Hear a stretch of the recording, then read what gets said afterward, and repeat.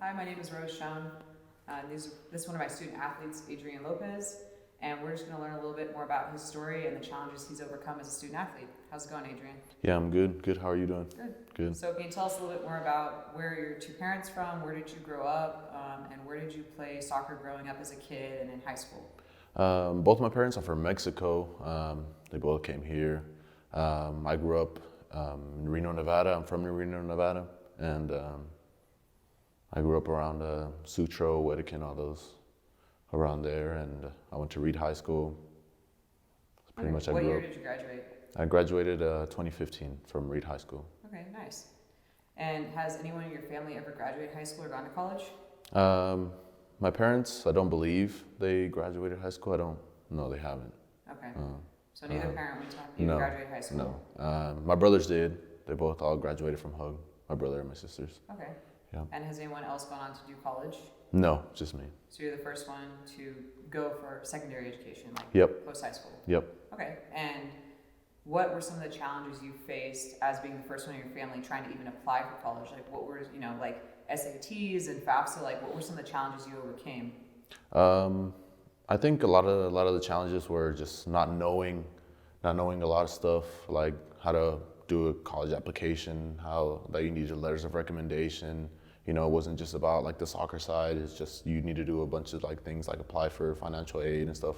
And some of the challenges I didn't know, and none of my family knew about anything because none of them went. So that's probably one of the main challenges. Because I remember because I was coaching you, I started coaching you when you were about 15? 15, 16, You're about yeah. 15, and even just getting you into an SAT, and you're deemed lower income, technically by your guys' income bracket, but the school would still not give you the waiver. Right. And they wouldn't give you the waiver because paperwork hadn't been done. Exactly. Your parents didn't even know about. No. And you think that's a huge challenge for a lot of, especially immigrant parents, to even know that they were supposed to fill that out so Yeah. that you could get a waiver for the SAT. Yeah. And how frustrating, and that basically could have stopped you from going to college.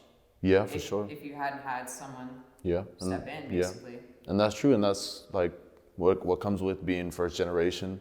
That's what comes with being like the first person to go to college and even trying hard in high school and try to go on to the next level and knowing you have to do so many things that you don't know about in the beginning because no one teaches you those things. And do you think that like there is somewhat of a language barrier for some of these parents with their kids in school in the American school system that they just don't even want to say go talk to a counselor? They don't really want to go ask the question.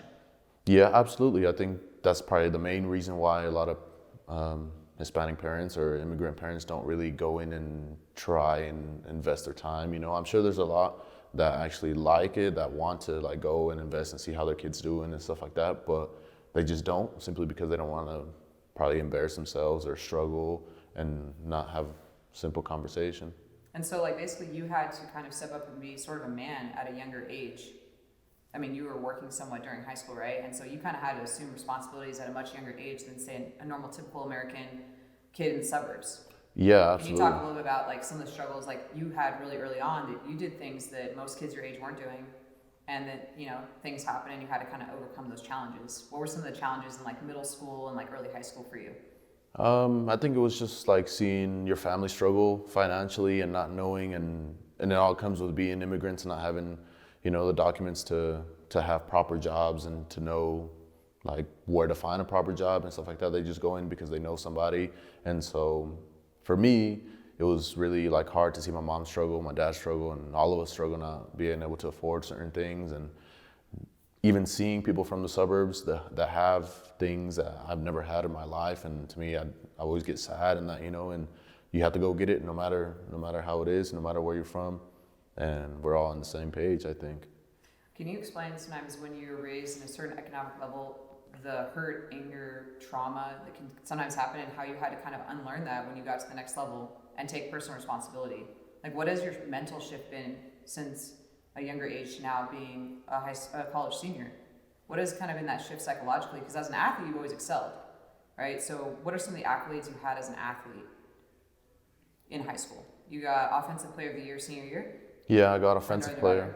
Yeah. And then you were varsity how many years? All 4 years. So I was the first one. 4 years. So as a freshman, you were playing against kids that were going to college essentially. Yeah. Playing. Mm-hmm. And then you played in the adult league starting at what age? 13, 14. So I mean, you were playing with adult men at a very young age. Yeah, Do you think that that also taught you a lot of fortitude to be competing against high-level players at a young age? absolutely. And you could tell, like, when you play with older people, you could see more passion, you get to see more aggressiveness, and it kind of moves you and it drives you to what's to come for you. And it's good that I did it at a young age because I kind of learned that aggression and that competitiveness early on, you know, so I could build off of them and I could learn from them. So that's what benefit from playing. So you were always top-notch athlete. You know, that kind of not came easy, but you were able to accomplish it. But on the academic and say like a mental tenacity side, can you talk a little bit more about how you overcame challenges in that area, both academically and kind of from a mental shift of taking responsibility as a man?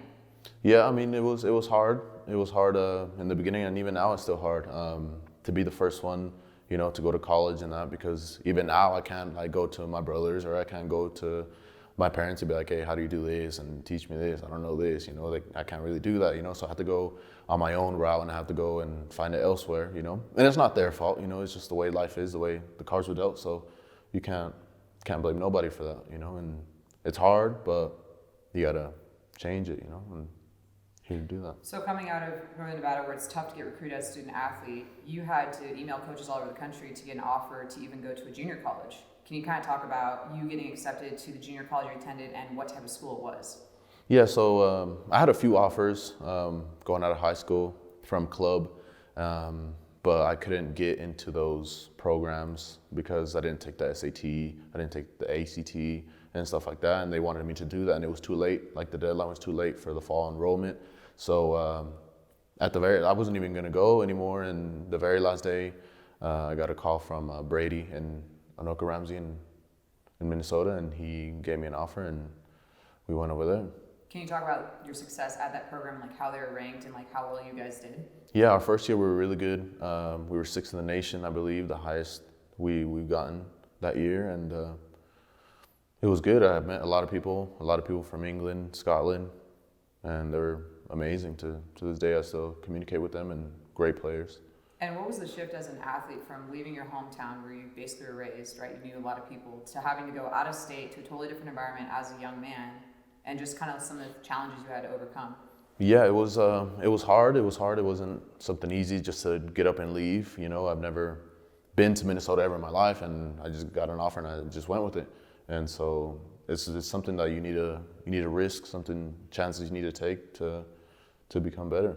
What would you tell a younger man, you know, a younger Latino kid who comes from a similar background, not a lot of money, immigrant family household?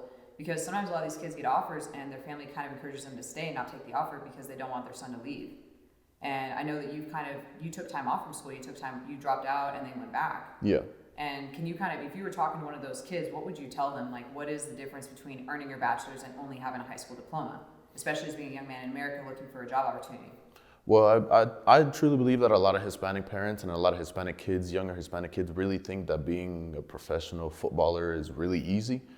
And we just saw the Reno 1868 team just folded. Yeah. I mean, and we both know people in those teams, and we know men who, you know, played 4 years D1, played on the right club teams. But the reality is that, you know, only a small percentage make it from high school to college, and even a smaller percentage, even the kids who play 4 years D1, Yeah. they get cut. They get a 1-year Yeah. contract, and they really can't make it professionally. Exactly. And, you know, I've talked to many young men and told them, you know, the best opportunity is to take your talent as a soccer player and go earn a 4-year degree so that you can have a career you can provide for your family. Right. But they don't always listen. And, Yeah. and you know, it's Yeah. hard, especially you. You're very talented when you were younger. You played adults since your age 13, high school 4 years, into college, right? You know, by any means, you're doing the correct things as a player, but does that guarantee a contract? No, never. And even if you do get a contract, does that guarantee you can have a real career in it? No. Because how much is, you know, the minimum starting wage for even MLS, if you make MLS, Right. or USL or a second or third division team, and you can't really feed a family on that if you want to eventually. Exactly. Right. Exactly. So a lot of them think it's easy. A lot of them just think, oh, I'm gonna be professional and stuff like that, you know. And fair play to them, you know, follow your dreams and that. But at the end, you gotta hit reality, and you gotta know you're not good enough, and that's just reality, you know. And your parents are gonna tell you, yeah, you're good, and Coaches you're gonna hit a wall, and you're not gonna go nowhere. So either you use your talent while you can, and use it while you're gravy, and go to college and get that do money, your thing, yeah. get that scholarship money. And even then, if you want to be professional, you can still go up from there. You know, it's not the end of the world. I'm saying choose one or the other. You you can do either way. But a lot of kids, they go into college and their coaches tell them to take kind of easier classes so that they can become eligible. So then what do they go major in? Communications, Right. some kind of like, easier major. But then at the end of the day, is that going to guarantee economic success in the future? No. Especially if you're coming out of a situation where you're low income, immigrant family.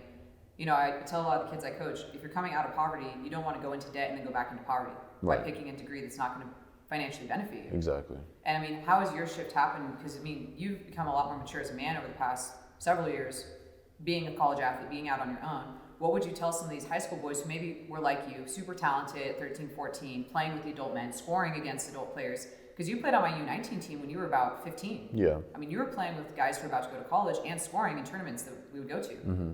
So you had talent. Yeah. But at the end of the day, you understood that like this was a way that you would become successful by receiving that education for very cheap. Yeah.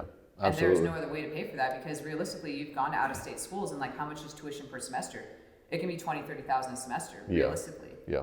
And so if you can earn that scholarship, and then a lot of students don't understand that you're actually getting more money for academics. Right. Do you want to kind of talk about like how that shift where Yeah. people say athletic scholarship, but the reality is you're getting 3 times as much for your schooling. For sure. So like the point where you said in the beginning, a lot of coaches tell them just take the easy ones, take this and do this major, and you may agree with it, and a lot of kids don't really want to struggle. They don't really want to put in hard work, and they may major in something minor like communications, like you said, or like exercise science or something like that. That's super easy and super common. Yeah, they can just breeze through it, not have to go study long hours. Exactly. But at the end of the day, if you're coming out of a situation where economically your family needs You to be need that, it, you yeah. need to be that provider, Yeah. you need to be that man Yeah. or that woman, right, in your family. Absolutely. And if you study that major, you're going to waste all that. You can't go back into your bachelor's again. Exactly. That's it. You get one shot to do 4 years with your talent as a student athlete. And if you don't take advantage of that, you've just wasted your entire athletic career. For sure. Because as you get older, you get hurt. Yeah. I mean, even now, like you're going into your mid to late 20s, it's not the same as when you're 15. Right. Yeah. I mean, it is something that I think it all depends on like where you come from, who you are, how you were raised. Because like, say for example, for me, it's like something I'm trying to change the generation cycle. I'm not trying to like my kids. I don't want my kids to not go to college and not be successful. Because me going to college, I want to take advantage of my time. I want to take advantage of what I'm doing. I want to invest my time in something that's worth, like you said, like your bachelor's degree is really going to pay off a lot more than what you think. It may cost you something now, but in the long run, I think it's a lot more than just money. Like I just said, you change generations. Your kids look up to you, and You're breaking the cycle of poverty. for sure. I mean, you're the first one to really stand up and be like, no, we're not doing this anymore. Yeah. And what have been some of the struggles with your extended family? You've mentioned it to me in private conversations. I don't know if you want to share it. Just like kind of the bias that you chose to do something different with your life. Yeah. I've had a lot of people who like kind of hated me for going to college and didn't really accept me anymore when I came back here, and I don't know if it's jealousy. I don't know if they're really just mad that I left, but you got to overcome things like that, and you got to know like at the end of the day, it's just going to be you. A lot of people are going to fall off from your life. A lot of people are not going to be there anymore, and a lot of people aren't going to care about you anymore. In a few years' time, they forget about you, and so you got to do what's best for you, what's best for your family, what's best for the people around you, for sure, regardless of who says what. And with people you used to hang out with, say middle school or high school, versus like your mentality now, like what type of shift have you made, just as like an adult man, just like your maturity in achieving what you need to do? I mean, I think when I was younger, we were a lot more reckless, a lot more things that we didn't really see through, a lot of things that we didn't really care about the consequences, and thank God nothing major happened. But it is a big shift. It is a big shift when you move away and you kind of move away from those things, and it's tough to say that I kind of had to move away to forget about those things and kind of move away from those things. But it is a big change, and you realize that it's for your own benefit and its own benefit for your family and stuff, so you won't be involved in things you're not supposed to be involved in, and yeah. Can you talk a little about when you came into my team and the difference of like my coaching style? Because you've been coached by me for almost 8 years, coached and mentored, right? Can you talk a little bit about kind of like, did we always get along? What are things you've learned? What are things that I've taught you that you think are important? I remember when I first went to soccer academy, everybody else was scrimmaging, and everybody was all over there scrimmaging, and then you made me do some bear crawls on a whiteboard, and I was really mad. I remember that, but conditioning. Yeah. after that, I think we got along well. We got along really well, and you know, your theory of the game is good, is solid. You know, and I've met a lot of coaches, and for sure you're up there for sure. Cool. What are some like habits outside the game that you've learned through being mentored by me? Things that have kind of impacted you as like an adult man and as a student athlete? I think that you really influence like how not to whine and how not to like cry about things that, you know, I can control. You know, like people who come in and, you know, and somebody's worried that they're going to take your spot and stuff. And I've always told you about that. And you always tell me, well, what are you doing? You know, you always told me, keep going. Like, you got to beat him. That's the only way.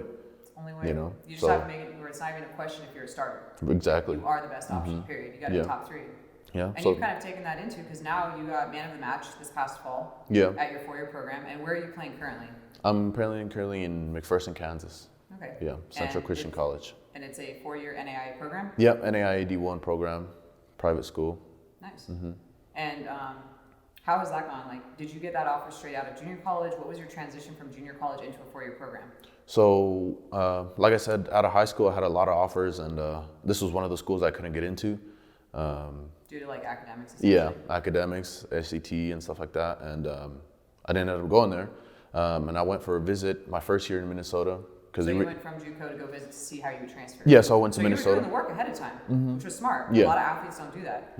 So for any younger athletes watching, you know, taking that time your freshman, sophomore year to prepare to where you're going to transfer junior, senior year. Right. And you were thinking ahead. Yeah. Which helped lay the foundation for you to transfer and get a scholarship Now, there. yeah. Which is good. Right. And so at that point, I went to go visit in 2016, and I didn't like the school.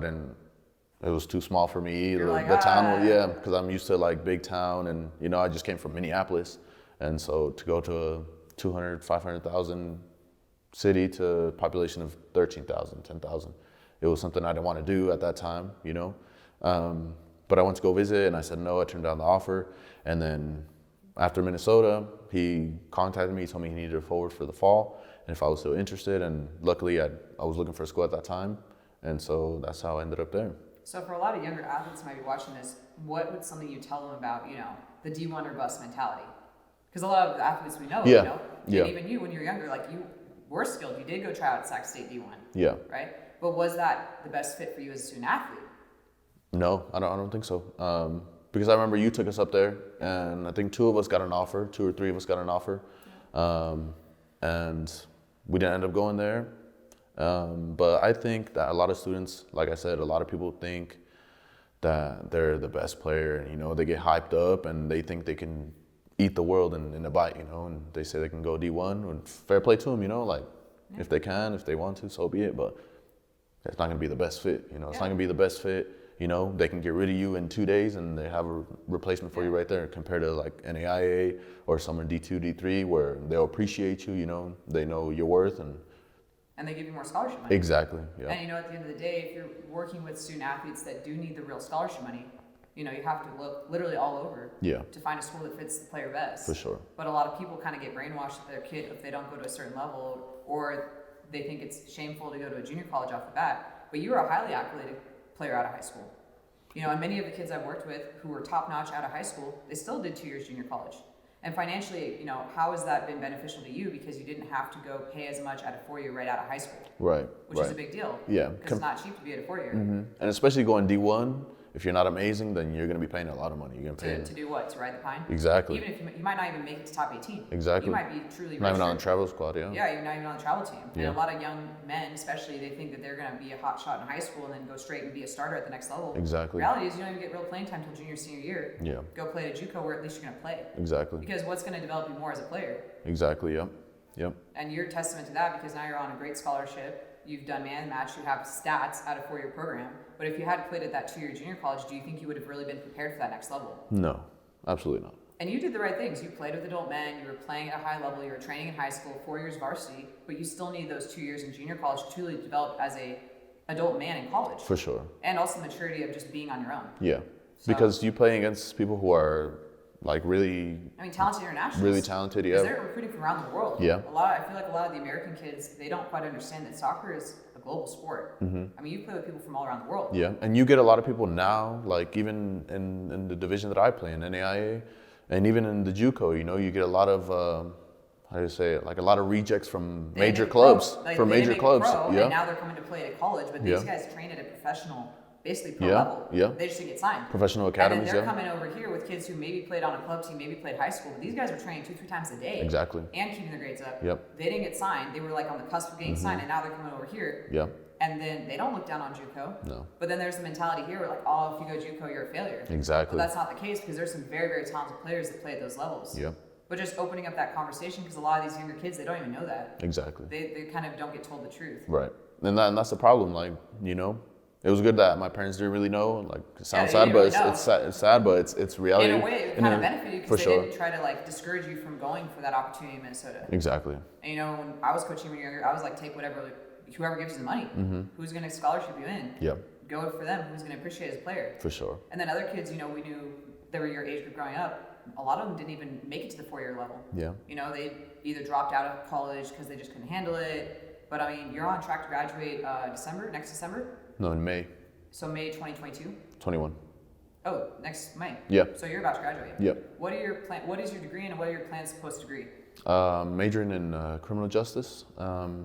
And as of right now, probably try to be a law enforcement officer or try to go federal, something like that. That's good career the beginning, path. But you got options. Yeah. And how did you do academically being at this college, being away from family? Have you got any accolades? Yeah, I got honor roll last semester, and I got presidential honor roll this semester. So that's above a 3.5? Yeah, I got a 3.8 this semester. Wow. Yeah. I mean, that's pretty big compared to, you know, just like the environment you were raised in. Yeah. You know, not very many people from your area really have gone on to play at a 4-year college, earn a 3.8 GPA, and be on track to really graduate with a bachelor's. And it was hard for me because, like, the school that I go to, there's a lot of privileged people who, because it's a private school, you know, it's a lot of different environment. Yeah. I mean, most of those people have never gone through what you've gone through. Exactly, and so a lot of them, like, they're already like really smart. They know how to write 30-page papers in 2 days, 3 days. I was like, You're like, you know, I did like a 2-page paper in high school, maybe. Yeah, and so for me, it took me a lot to actually like climb up, and then it was definitely harder. For sure. Because I mean, when I graduated high school in Nevada, we were ranked 49th out of 50 in the country, right? And I went to public high school in Nevada here. And I mean, even at the public high school you attended here, it wasn't like the academics were super rigorous. Right. I mean, so you weren't even really truly prepared academically for college, and you had to basically self-teach yourself through college. For sure. And that was the hardest thing for me. And that's tough because no parental support, tutoring, you know, you're a student athlete, it's tough to always get tutoring because the hours they even offer, you might not be able to make it. Yeah. So, I mean, you really did a lot of it on your own. Yeah. So props to you.